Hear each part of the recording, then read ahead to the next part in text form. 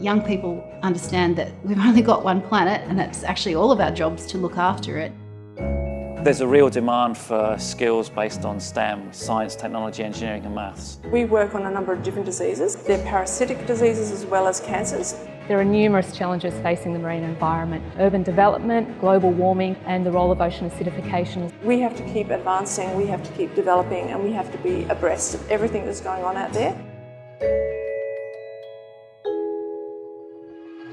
Students undertake a range of activities. Some of those activities are lab-based and some of those activities are field-based. So the sorts of things we do, the high-throughput screening, using automated systems, robotics, you don't normally get in most labs. You can study some really fundamental questions about how the universe works. The research that we do here isn't just isolated to us, like everyone around the world is actually interested in the same thing we are. They get the opportunity in their academic environment to learn about what it would be like to be in industry.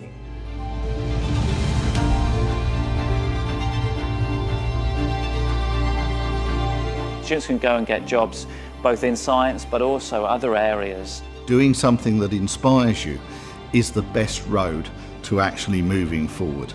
I love the fact that we contribute to a better understanding of disease and health.